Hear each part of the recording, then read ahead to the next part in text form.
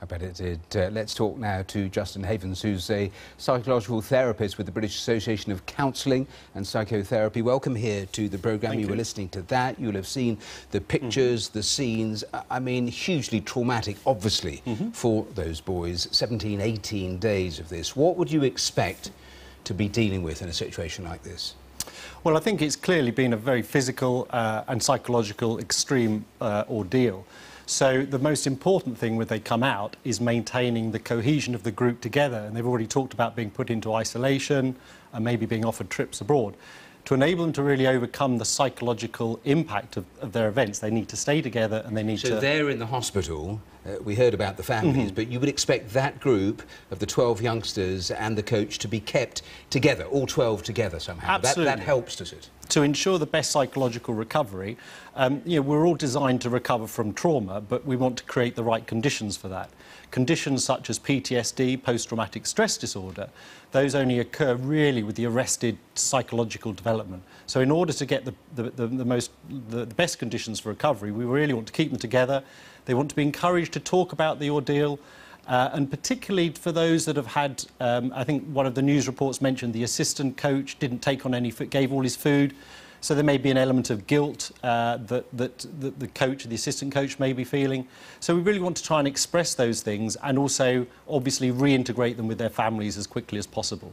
In terms of the trauma, how would you, I mean, interesting you talk about guilt there from the coach, but how would you anticipate it usually manifesting itself in cases like this? Yeah, well, the classic symptoms from what we call an acute stress reaction is intrusive thoughts and images. They're likely to dream about the events because that's our natural way of recovering. And for some of them, they may turn into nightmares, so they may have very disturbed sleep. They may also have quite a strong avoidance reaction to the dark, for example, or maybe water. Yes, we've already been told they're wearing sort of eye shields just because they've been so long trapped in just total pitch black. Absolutely. And then finally, what we call hypervigilance and kind of high levels of anxiety. So this is a normal reaction to an abnormal event. The important thing is over coming weeks that those symptoms all decrease.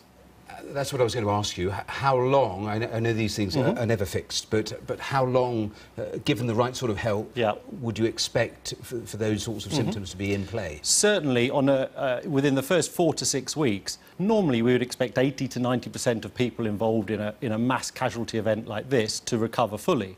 The issue is that those that aren't fully recovering, and so they need to have careful clinical screening, maybe on a weekly basis at least, to identify those that are really struggling in their recovery. And then there are very good psychological treatments, which I specialise in, that can then be used.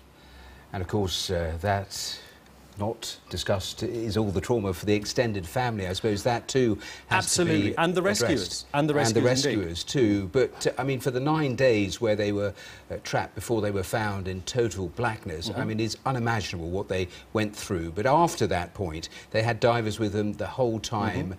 I suppose there's the potential here, the upside is perhaps because of their age, perhaps because they are not expert divers, they may not have known the extraordinary danger they were actually in terms of the rescue operation itself, and that potentially might actually help them. Well, I think there's two issues. There's obviously the extreme, I guess the fear of dying in those initial days as they had to retreat away from the rising water, and then there's the extreme stress from the actual rescue itself, which obviously would have been traumatic as well. But you mentioned that they're young, and young people are generally resilient. But as I said before, keeping them together, maintaining the group cohesion, which is really what would have carried them through in the really difficult times, is vitally important. I can't really stress that enough. So separating them or sending them off to their families and kind of breaking ties would not contribute to their recovery. Yes, finding them, that was phase 1, getting them out, phase 2, and now all of that becomes phase 3. Absolutely, but I should say that there's also an element of what we call post-traumatic growth possible. If they've experienced this in their life, what else can life throw at them? So it could actually help build resilience in them. We shouldn't see it as a completely negative perspective. They've all been rescued alive, albeit, unfortunately, we lost a diver. Justin Havens, thanks so much for coming in and talking to me. Thank you.